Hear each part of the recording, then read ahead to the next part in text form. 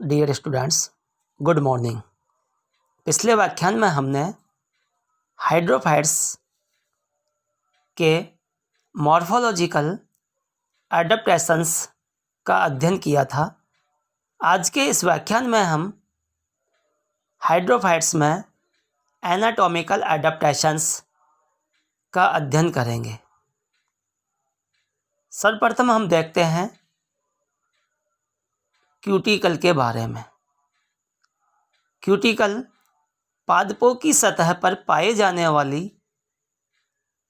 Cutin से निर्मित एक परत है जो जल के प्रति अपारगम्य होती है तथा पादप शरीर से होने वाली जल की हानि को कम करने का कार्य करती है।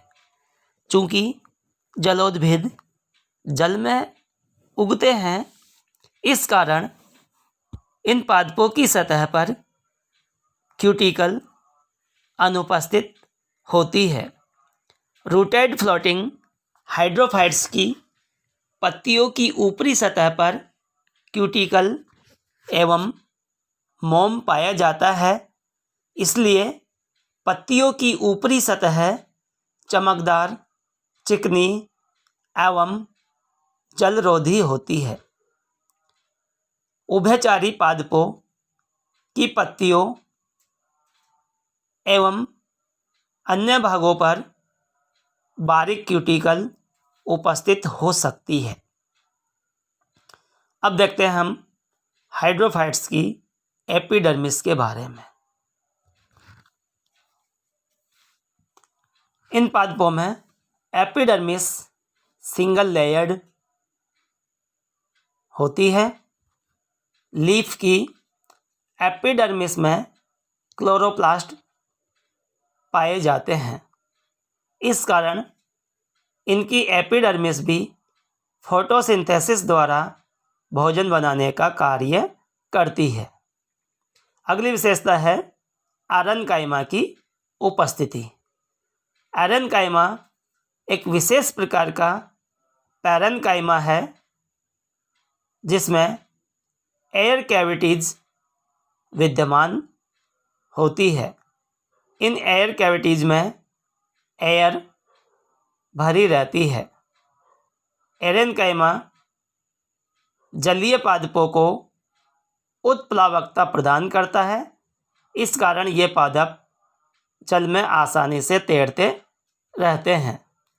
इसके अतिरिक्त यह ऊतक गैसियस एक्सचेंज में भी सहायता करता है। फोटोसिंथेसिस के दौरान उत्पन्न ऑक्सीजन इनमें संग्रहित हो जाती है एवं इस संग्रहित ऑक्सीजन का ये पादप श्वसन की क्रिया में प्रयोग कर लेते हैं। अब देखते हैं मैकेनिकल टिश्यू की उपस्थिति के बारे में, यांत्रिक ऊतकों की उपस्थिति के बारे में। यांत्रिक ऊतक ऐसे ऊतक है जो पादप को यांत्रिक दृढ़ता प्रदान करते हैं। चूँकि ये पादप जल में रहते हैं, यदि इन पादपों में यांत्रिक ऊतक सुविकसित होंगे तो ये पादप जल की धाराओं का प्रतिरोध करेंगे, जिसके फलस्वरूप इन पादपों को नुकसान होगा। अतः इन पादपों में ये ऊतक अल्प विकसित होते हैं। इस कारण से ये पादप जल की धाराओं के साथ बह जाते हैं एवं इनको क्षति नहीं पहुंच पाती है। प्लावी जलोद्भिदों की पत्तियों में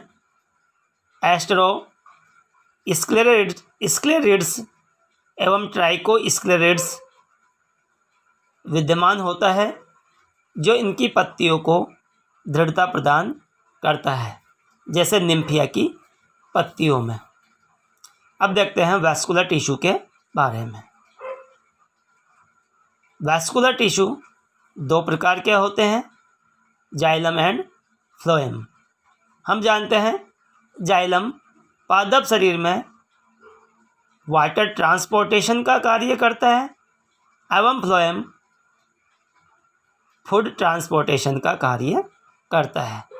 चूँकि ये पादप जल में रहते हैं एवं पादप की संपूर्ण सतह द्वारा जल का अवशोषण किया जाता है, इस कारण इन पादपों में जाइलम की आवश्यकता नहीं होती है।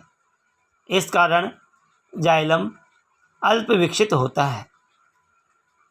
इन पादपों का लगभग संपूर्ण शरीर भोजन का निर्माण करता है, अतः इनमें फ्लोएम की भी अधिक आवश्यकता नहीं होती है। इस कारण इनमें फ्लोएम भी कम विकसित होता है। लेकिन फ्लोएम जाइलम की तुलना में अधिक विकसित होता है। अब देखते हैं स्टोमेटा या रंध्र के बारे में।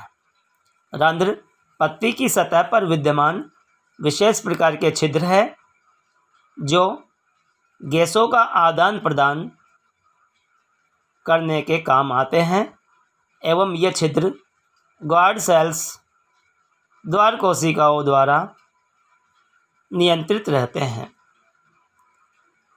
स्टोमेटा की उपस्थिति के आधार पर पत्तियां तीन प्रकार की होती है।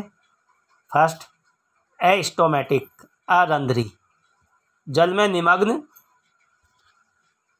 जलोद्भिदों में अरंध्री पत्तियां पाई जाती है। इनमें रंध्र या तो अनुपस्थित होते हैं या फिर नॉन फंक्शनल होते हैं। इन पादपों की संपूर्ण सतह द्वारा ही गैसियस एक्सचेंज किया जाता है। अगले प्रकार की है एपिस्टोमेटिक। रूटेड फ्लोटिंग हाइड्रोफाइट्स की पत्ती की केवल अपर सरफेस पर ही स्टोमेटा पाए जाते हैं। ऐसी लीफ एपिस्टोमेटिक कहलाती है। थर्ड प्रकार की है एम्फीस्टोमेटिक उभयरंध्री। जो एम्फीबियस हाइड्रोफाइट्स है उनमें पत्तियां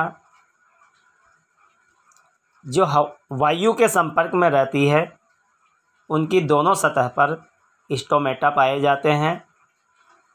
ऐसी लीफ एपिस्टोमेटिक लीफ कहलाती है। इसके बाद हम देखते हैं मीजोफिल के बारे में। पत्ती में अपर एपिडर्मिस एवं लोअर एपिडर्मिस के मध्य विद्यमान भाग मीजोफिल कहलाता है। इसलिए पादपों में मीजोफिल पैलिसैड टिश्यू खंभ, ऊतक एवं स्पॉन्जी पैरेन्काइमा में विभेदित रहता है। लेकिन सबमर्ज्ड हाइड्रोफाइट्स में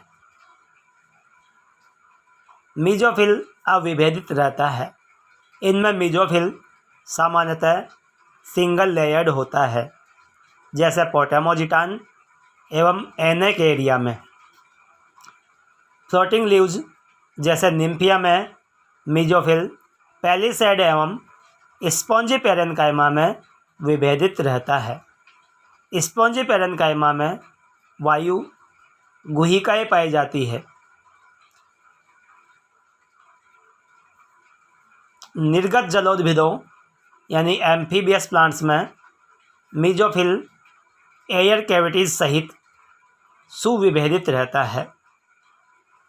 यहाँ हाइड्रिला के स्टेम की टीएस दिखाई गई है, जिसके कॉर्टेक्स में एरेन्काइमा की उपस्थिति, जाइलम का कम विकसित होना, फ्लोएम का कम विकसित होना आदि विशेष लक्षण दिखाए गए हैं। यहाँ आइकोनिया रूट में भी कॉर्टेक्स में एरेन्काइमा की उपस्थिति, जाइलम का एवं फ्लोएम का अपेक्षाकृत कम विकसित होना आदि मुख्य एनाटॉमिकल एडाप्टेशंस है। थैंक्स।